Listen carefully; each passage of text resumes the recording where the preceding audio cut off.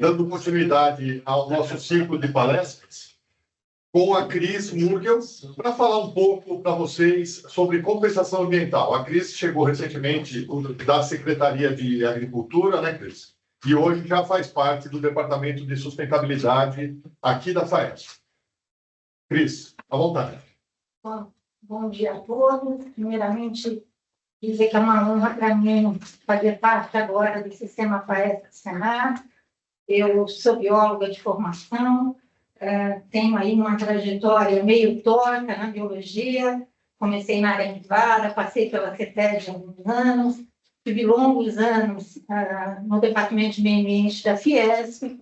Então, costumo dizer que a linguagem de sindicatos, federações, associações não me é estranha, né? E, mais recentemente, estive lá na Secretaria da Agricultura, cuidando lá da regularização ambiental. E agora estou aqui, né, para mais uma missão. Começo jogando, né, já entrando aí jogando, e depois de uma fala tão brilhante como a do Queiroz. Não é fácil, né? Espero poder aqui levantar algumas questões sobre a compensação ambiental. Não sou uma especialista no tema, mas acompanho já há algum tempo essa questão. Antes de iniciar minha fala, eu queria fazer um parênteses aqui. Eu acho que a fala do Queiroz, ela nos traz uma questão muito importante da gente verificar, enquanto Departamento de Sustentabilidade aqui, enquanto sindicatos. A gente viu um retrospecto da legislação, uma evolução dessa legislação que não foi à toa. Essa evolução ela foi a partir de uma lei colocada, a aplicação dessa lei e a resposta, o feedback daquele que é atingido pela lei. E esse é um papel importantíssimo dos sindicatos rurais e da FAESP e do Senar, né? A gente acompanhar isso que está acontecendo, como que é a aplicação dessas normas e o que pode ser melhorado, o que deu certo, o que não deu certo, para que a gente possa provocar os órgãos e ter o aprimoramento constante disso. O que todo mundo quer é regra clara, o que todo mundo quer são regras factíveis. E o que a gente viu ao longo dos anos no licenciamento foi isso, foi um aprimoramento, um ajuste aqui, um ajuste lá, o que serve aqui não serve ali, e vamos arrumando a casa e deixando que todo mundo possa produzir com segurança jurídica, com uma regra clara e com menos burocracia, né? Então, eu queria fazer esse parênteses, porque olhando esse retrospecto, e a gente já tem um pouquinho mais de cabelo branco, e viveu algumas dessas situações, a gente sabe que é isso mesmo. Nenhuma norma sai perfeita, nenhuma norma ela é, por mais boa intenção que se tenha na hora da sua elaboração, é só a aplicação que nos devolve se ela realmente é normal, né? Então, eu queria fazer esse parênteses. Bom, o tema que me colocaram aqui é a compensação ambiental. Eu não vou falar da compensação da reserva legal, esse não é o tema, né? Embora seja um tema importante, o que eu trouxe aqui para uma reflexão é a compensação ambiental a partir da supressão da vegetação nativa e da intervenção de APP. O Estado de São Paulo, ele evoluiu muito nesses critérios. A compensação ambiental existe, pelo que eu me lembro, desde os anos 2000, esse instrumento existe dentro do licenciamento. É um instrumento que é extremamente importante, principalmente quando a gente pensa nas grandes obras, nos licenciamentos que têm aí um desmatamento considerável, né? Como o próprio Queiroz coloca, a legislação ela não permite a supressão de vegetação em estágio médio avançado, a própria lei de cerrado, mas em determinadas situações ela vai permitir sim, mediante uma compensação ambiental. E a intervenção em APP também, ela exige também, muitas vezes, a compensação ambiental. E é desses critérios que nós vamos falar, né? Principalmente de uma norma que saiu agora, recentemente, não tão recentemente, né? Já há 6 meses, que é em janeiro de 2024, que aprimorou esses critérios no Estado de São Paulo. e fazendo um link com o imóvel rural, né? Como é que essa compensação, principalmente as grandes compensações ambientais, podem ser também oportunidades na recomposição de áreas que estão dentro das propriedades particulares e de imóveis rurais. E na minha fala também, eu vou destacar alguns pontos, até para que a gente tenha como agenda, tenha como preocupação, porque eles não estão totalmente resolvidos, eles precisam ser melhor entendidos e conversados com o órgão ambiental. É uma pena que Queiroz tenha nos deixado, mas foi nesse sentido, de fazer essa pequena provocação para que a gente possa avançar melhor nesse tema. Então, na verdade, o nosso foco aqui é o critérios para a definição dessas compensações devidas, tanto no âmbito do licenciamento ambiental, quanto no âmbito da autorização para intervenção para a supressão da vegetação nativa. Nós, em 2017, o Estado de São Paulo deu um grande avanço nesse critério, quando ele publica a resolução SMA 7 de 2017, qualificando a compensação a partir de uma escala de prioridade, né? São Paulo estabeleceu no seu território áreas de maior e menor grau de prioridade, né, para a relevância ambiental e para receber essas compensações. Qual era o objetivo dessa resolução? Era garantir que as áreas de maior relevância ambiental, né, sob o ponto de vista da vegetação, fossem alvo e objeto dessas compensações, conforme as exigências de licenciamento e das autorizações. Lá em 2017, São Paulo, então, publica esse mapa, é um mapa que pega a totalidade dos municípios, né, com base em vários estudos que o Estado tinha na época, considerando mananciais, a relação de demanda e disponibilidade hídrica, a vulnerabilidade de aquífero, o programa Nascentes, que estava surgindo naquela época, ou seja, aquelas bacias prioritárias para a recomposição e a prateleira de projetos e bancos de áreas para a recomposição, o inventário florestal de 2010, na época, e um mapa feito pelo Biota FAPESP, que dava as áreas prioritárias para formar os grandes corredores ecológicos no estado. Sobrepondo todas essas informações, São Paulo, então, chegou aí num mapa, né, que variava de uma prioridade baixa para a recomposição da vegetação até uma prioridade considerada muito alta, né? Seriam 4 categorias: baixa, média, alta e muito alta, né? E nesse mapa também entrou o percentual de vegetação que eu tinha em cada município. A resolução traz como anexo um mapa e a relação de todos os municípios, qual é o percentual de vegetação que ele tinha segundo o inventário de 2010, os levantamentos mais recentes até 2017. Com isso, ele estabelece, dentro de cada classe de prioridade, qual é o fator que vai ser considerado na compensação, né? Considerando o estágio da vegetação que é suprimida, a localização dela numa área de baixa a muito alta de prioridade, e para cada um dessas, né, fazendo essa pequena matriz, ele chega lá qual é o fator, né? Se eu tenho que compensar 1 vez, 2 vezes, 5 vezes, 6 vezes, né? A situação maior seria uma supressão em estágio primário, né, dentro de uma classe muito alta de prioridade, onde a compensação exigida seria de até 6 vezes o tamanho da área suprimida, né? Essa norma, basicamente, ela trouxe essa novidade em 2017 e ela vai sofrer um aprimoramento agora em 2024, né?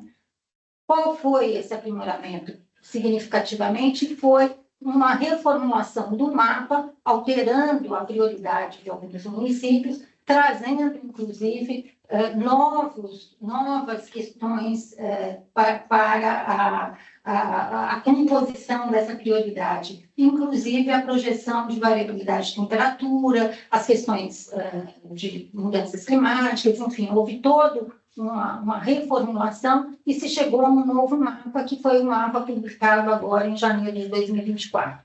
Os fatores não mudaram de 2017 para cá, continuam os mesmos fatores, mudando alguns municípios que eram de prioridade muito alta viraram alta, outros que eram de alta viraram média, média virou alta, enfim, houve uma pequena mudança na classe de prioridade dos municípios. Além disso, essa norma, ela traz, né, a questão das áreas em que você não tem estágio sucessional, né, que são as florestas paludosas, mangue, você estabelece um fator e também traz um fator para as formações campestres de ferrado, né? Isso já estava na norma de 2017, se manteve na norma de 2024, como também se manteve o fator de compensação para o corte de árvores nativas isoladas, né? E que obedecem o quê? Obedece percentual de vegetação no município. Menor igual a 5%, municípios entre 5% e maior ou igual a 20%, e municípios maiores que 20% de vegetação, né, no seu território. Mais de 20% do território ocupado por vegetação. E aí são estabelecidos a proporção dessa compensação. Quando se trata de árvores nativas isoladas ameaçadas de extinção, a proporção é 30:1, isso se manteve, vem se mantendo aí desde 2017. Passando meio rápido aqui, a apresentação vai ficar, só para a gente ter uma ideia que tipo de critério é que a norma, no caso das intervenções na APP, segue a mesma lógica, né? As mesmas prioridades, as classes de prioridade, baixa, média, alta e muito alta dos municípios, e o fator que é utilizado para a compensação quando se trata de uma intervenção em APP recobertas por vegetação, desprovida de vegetação, recobertas por vegetação pioneira e que envolve um corte de árvores nativas, né? O que a norma de 2024 e comparada com a de 2017, qual foi o grande avanço dela? É que a norma de 2017 ela só permitia compensar de uma classe para uma classe de maior prioridade. Então, eu estou numa classe de baixa, eu compenso na de média, na de alta e muito alta. Né? Se eu estou na de média, eu vou para alta e muito alta, mas eu não retorno para baixa. Isso era em 2017. Com a norma de 2024, esse critério ele altera um pouquinho. Em 2017, ao subir a classe, ou seja, eu estou na média e vou para alta, eu tenho um desconto. Em 2024, eu posso estar na média e ir para baixa, ou seja, menor prioridade, só que aí eu tenho um aumento na compensação de venda, né? Então, isso amplia as possibilidades de compensação no território, porém, eu tenho critérios eu adiciono, né? Eu posso crescer até 100% a compensação devida se eu estou numa muito alta e vou para uma baixa. Tá? Então, essa foi uma das diferenças entre a norma de 2024 e 2017. Por que esses critérios todos e essa norma ela é relevante para o meio rural, né? Primeiro, porque essas compensações, principalmente as compensações que advêm de grandes obras, né? Uma rodovia que é licenciada e que ela tem aí, sei lá, 10 mil hectares, 20 mil hectares para serem compensados, essa compensação ela pode se dar tanto dentro de áreas públicas quanto dentro de áreas particulares. E aí vem a questão da oportunidade para os imóveis rurais, ou seja, além da gente olhar a compensação eventualmente como um produtor que tenha que ter tirado as suas árvores, né, e tenha que compensar as árvores que tirou, ou algum desmatamento que precisou ocorrer ali, que hoje é muito difícil no estado de São Paulo, né, na atividade agrícola, mas olhar esse imóvel rural como um receptor de uma compensação grande de um terceiro, que vêm do licenciamento ambiental, principalmente grandes empreendimentos, e que precisam destinar as suas compensações para áreas particulares, né? E aí é um olhar que a gente tem que ter, quais são as condições para que esse imóvel receba, né? Eu tenho que ter a anuência desse proprietário, esse imóvel ele não tem que ser objeto de nenhum termo de compromisso ambiental ou termos de ajustamento de conduta firmados com o Sistema Ambiental Paulista e não sejam abrangidos, né? Esse imóvel não esteja recebendo nenhum projeto de restauração com recursos públicos. E aí ele está apto a receber aí e fazer parte aí de um banco de áreas, né? Isso é extremamente importante quando a gente olha alguns programas, como o Programa Nascente, né, que foi incorporado à Refluência do Estado de São Paulo, que já trabalham com esses bancos de área, que já começam a trabalhar essas possibilidades de você destinar esses recursos de compensação para determinadas regiões e imóveis de particulares. Bom, dentro da norma hoje colocada, a gente precisa ter algumas atenções que se destacam. O primeiro na verdade, a questão de que, como o Queiroz falou, alguns municípios passam a ter, não só habilitados ao licenciamento, eles autorizam o poste de árvores isoladas em algumas situações e podem ter regras próprias, sim, para a sua compensação.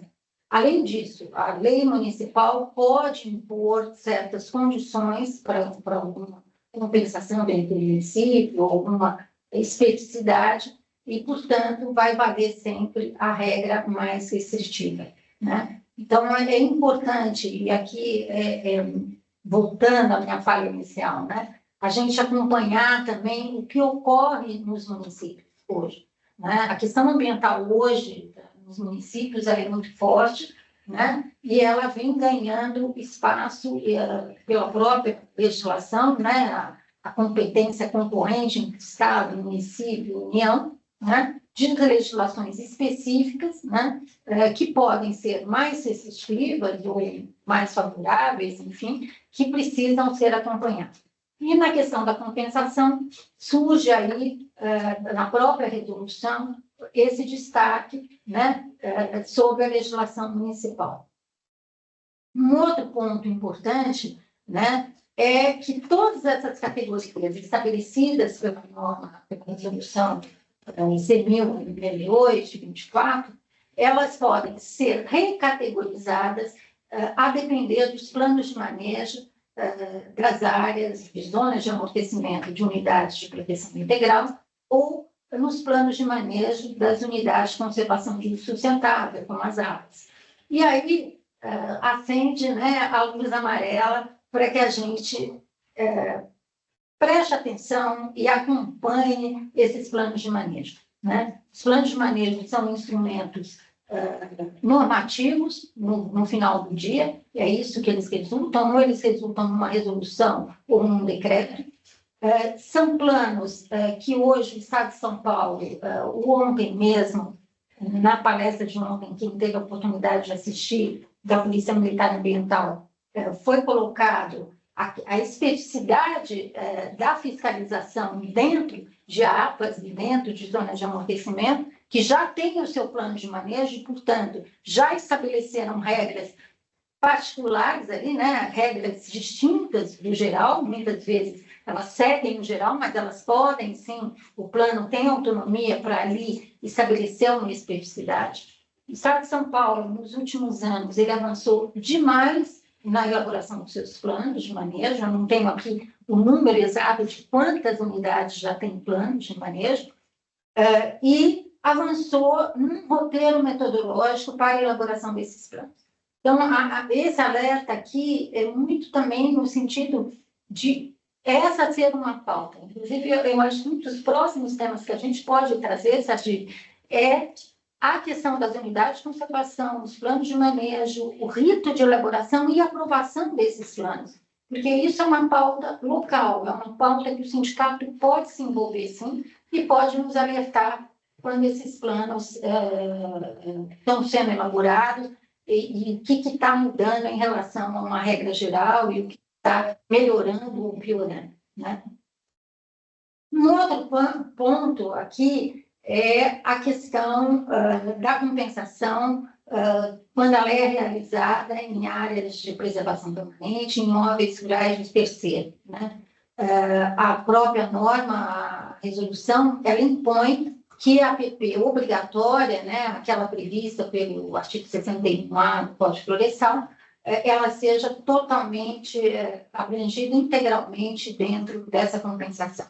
E aí, nos alerta para a observância das informações declaradas e validadas no CAR, né? E a interface dessas compensações que vão ser feitas dentro desses imóveis com o próprio PRADA que está sendo apresentado dentro do processo de regularização ambiental. Essa é uma questão, até quando deixei a secretaria, não era uma questão totalmente resolvida, ou seja, os procedimentos que vamos trabalhar para que o próprio produtor não bata a cabeça sobre coisas que muitas vezes ele vai optar ou vai permitir que um terceiro venha, recomponha, mas aquele terceiro é objeto de compensação, não é?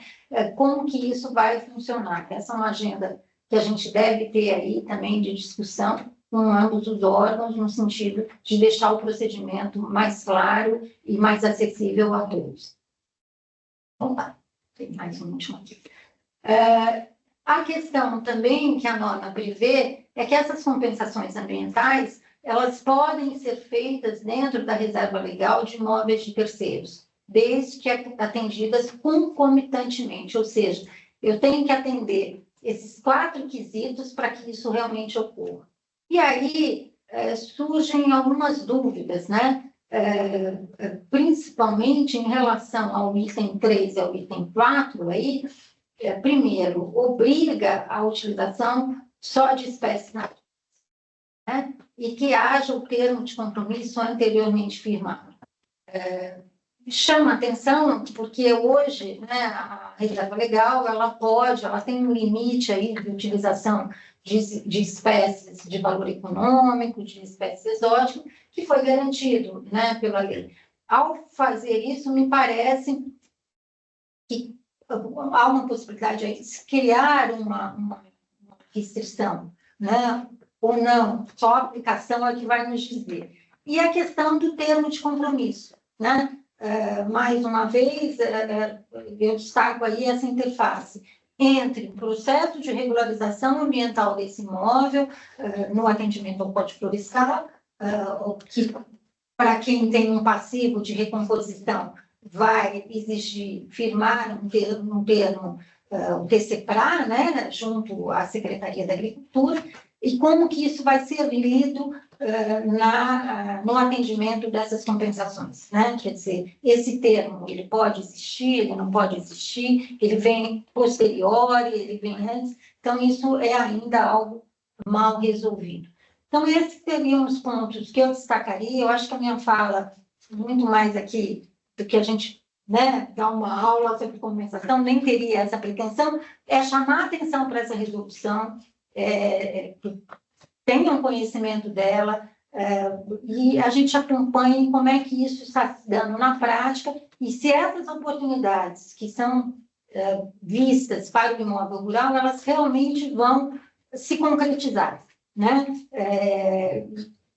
Como a gente viu, acho que na própria palestra do Queiroz, toda a norma depende disso, depende dessa aplicação, para que a gente possa ver realmente se aquilo que foi colocado na letra da lei consegue atingir o seu objetivo ou não. Se a gente vai precisar aprimorar e começar a ter um instrumento um pouco mais flexível, um pouco mais maleável, para que a coisa realmente se alavanque.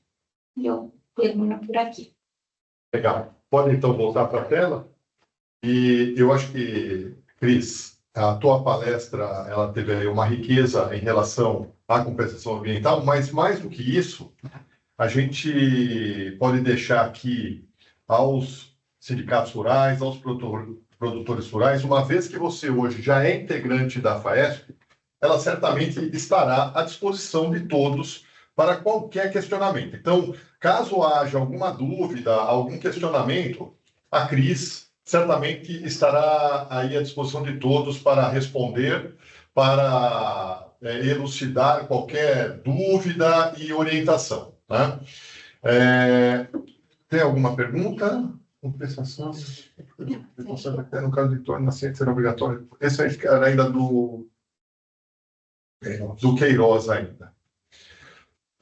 Serguito, só para assim, a Cris alertou aí e falou sobre a questão da importância dos sindicatos, enfim, dos produtores proprietários que estão envolvidos aí nas áreas que estão ali integrando, né, essas unidades de conservação, né, sejam aí APAs ou sejam realmente parques, enfim. Eu acho que é muito importante que a gente aqui, o Departamento de Sustentabilidade, procure levar, como o próprio Sardilli disse ontem, né, regionalmente, esse debate, né? Então, nós precisamos pegar unidade de conservação por unidade de conservação, quer dizer, plano de manejo por plano de manejo, destacar ali quais são as restrições que, né, os impactos até na produção agropecuária que estão previstos ali nesses planos de manejo e debater isso com os sindicatos ali e com os produtores da região, até para que a gente saiba e tenha claramente colocado como eles estão lidando ou como isso está impactando ali essas restrições, essas determinações, vamos dizer assim, dos planos de manejo estão impactando ali na produção agropecuária, ali mesmo agroindustrial ali em cada região, né? E aí, para que os sindicatos e a própria FAESP possa ter uma atuação em relação a isso, enfim, levar essa discussão aí para tentando minimizar quando a gente tem aí impactos que estão impondo custos, estão impondo até a inviabilidade, muitas vezes, da produção agropecuária em algumas situações dessas, né? E da palestra do Queiroz também, igualmente, quando a gente analisou aí essa resolução do CONSEMA, que trata do licenciamento ambiental, ficou muito clara ali a questão do controle social, né, no licenciamento ambiental, onde os conselhos municipais de desenvolvimento rural têm uma função bem relevante ali nas questões ali de licenciamento nos municípios. Então, é muito importante que a gente leve isso para os sindicatos, até porque eles participarem desses conselhos, né, seria uma forma de ter ali a possibilidade até de agir de alguma forma, impedindo que determinadas regras, enfim, venham a ser impostas e aí a gente também, na medida que eles trazem aqui para a federação essas situações que são ali colocadas, a federação também tem condição de, junto aos órgãos aí estaduais, enfim, poder agir de alguma forma, atuar de alguma forma na defesa dos interesses dos produtores rurais aí. Então, Cris, é isso, e agradecer aí a sua palestra e, novamente, dizer da satisfação nossa de tê-la aqui trabalhando, a gente poder trabalhar juntos aqui, para a gente, além de ser muito, muito importante ter uma profissional competente, dedicada, como você como disse, sempre uma grata satisfação poder trabalhar com amigos. Então, muito obrigado aí por você estar aqui com a gente. Virão. Bom, deixou muito bem colocado o problema da compensação ambiental, né? Do que das questões de reservas, né? Podendo ser feito essa obrigatoriedade não na propriedade, mas em locais. Aí você não entra. Agora, o que vocês, né? Você tem pontos de atenção para essa compensação vegetal. E aí você fala sobre uma lei municipal que delibera a questão ambiental. Isso favorece ou desfavorece? A gente tem casos que favorecem e tem casos, vou dizer desfavorece, mas complica muito, né? Complica. A gente tem casos, por exemplo, vou citar aqui, não é bem tema compensação, mas nós temos um município, por exemplo, que aprovam leis municipais que em determinadas águas municipais você não aplica o Código Florestal. Isso, né? Quer dizer, é uma lei vigente, é uma lei que pode ser contestada, é uma lei tudo, mas enquanto ela vigorar, isso pode impactar o licenciamento estadual, porque o Estado, ao licenciar alguma coisa, autorizar alguma coisa, ele vai olhar a lei municipal, né? Então, essa questão é uma coisa que nós precisamos sempre estar alerta para entender o que aquilo vem. A questão dos planos de manejo de unidades de conservação, tanto municipais quanto estaduais, há planos que o impacto não é tão grande, mas há exigências que começam a se tornar padrões. Hoje, por exemplo, o Estado de São Paulo, ele tem 30% do seu território como APA. Não é pouca coisa. Se somarmos as zonas de amortecimento, nós vamos ter um percentual significativo do Estado. E aí eu tenho uma regra geral e dentro de uma área dessa eu tenho uma especificidade. Uma especificidade que pode não atrapalhar muito, mas que pode ser, assim, algo desnecessário, que leve a uma... Então, o acompanhamento disso é importante, porque toda autorização, todo licenciamento está olhando as regras postas, as regras colocadas, sejam elas municipais, estaduais, mas ele está olhando, né? Então, se eu tenho algo ali que restringe, que limita, então, eu fiz esse alerta porque é interessante. Você tem uma resolução estadual, mas que diz, olha, se tiver uma legislação municipal, vale o que for mais restritivo, né? E aí eu posso ter pela frente alguma coisa que não seja tão favorável ao desenvolvimento desse instrumento, por exemplo. Em vez de facilitar a compensação, ele dificulta. Eu teria uma continuidade, mas eu queria dar prioridade às pessoas que estão fazendo perguntas.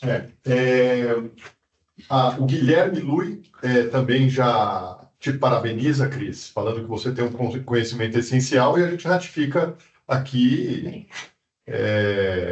Obviamente, você já tinha uma larga experiência na secretaria e até a sua vinda para cá, a gente sabe o quanto isso engrandece a própria federação e o próprio Senado. Então, reforçando aí o que o Guilherme disse, parabéns para você pela sua palestra, né? Falando ainda que a compensação é algo importante, porque compensação muitas vezes pode ser realizada com vegetação em pé, né? Ou seja, compromete uma área de vegetação para que não seja suprimida no futuro.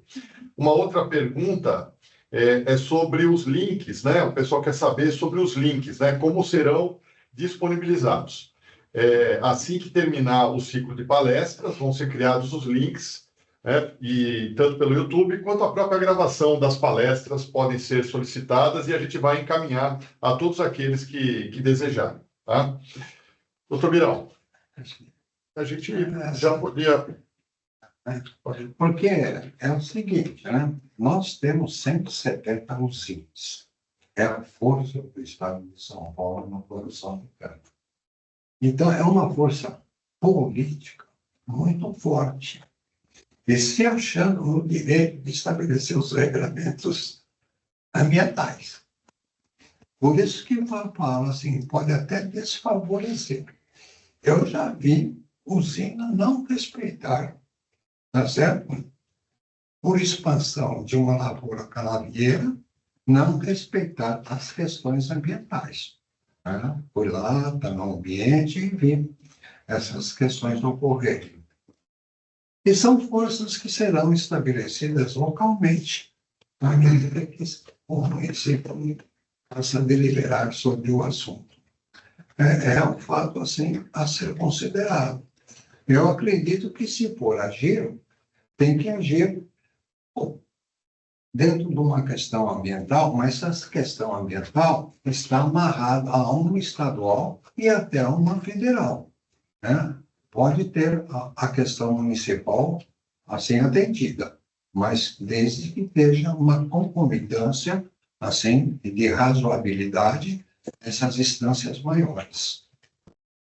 Ok? Não, correto. Correto? Corretíssimo. E é isso que tem que ser prestado atenção, né? Se existe essa coerência, essa amarração, e as forças locais, eu concordo plenamente, né? Tudo é uma convergência de olhares, desse local até o outro. Né? E eu acho que nós aqui vamos precisar muito da visão dos sindicatos nesse local. Em bom momento. Porque as coisas aí estão acontecendo de uma maneira muito deliberada. Eu acho que isso, na questão ambiental, é muito praticar isso.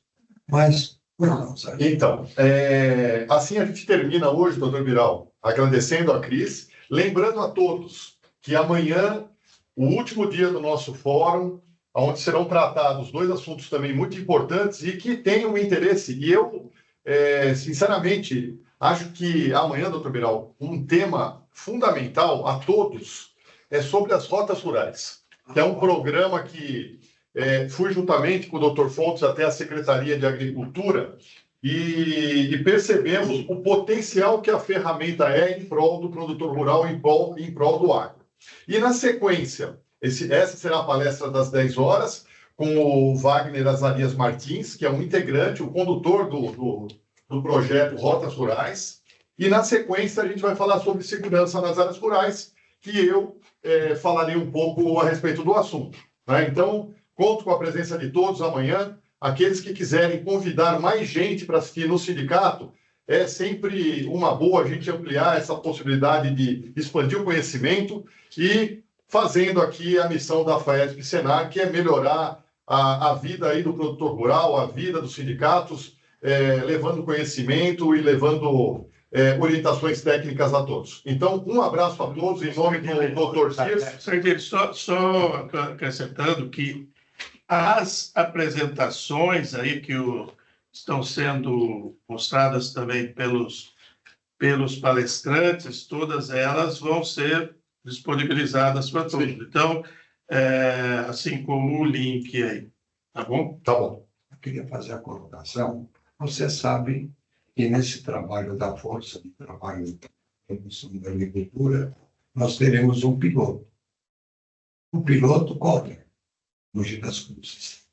Se a gente pudesse ter esse documento das rotas, porque está todo levantado as propriedades rurais, que nos desse esse amparo, ajudaria por demais, tá certo, a gente fazer esse piloto em Mogi das Cruzes. Até para o senhor... Acho isso aí muito importante. É importante, o doutor Fontes já levou essa preocupação à secretaria. Ele me mostrou lá. E a gente deve utilizar numa parceria junto com a Secretaria de Agricultura, o que, de certa forma, vai dar um ganho de tempo e de qualidade na coleta das informações dessa busca de conhecimento. Tá certo. Tá bom? Então, um grande abraço a todos. Obrigado.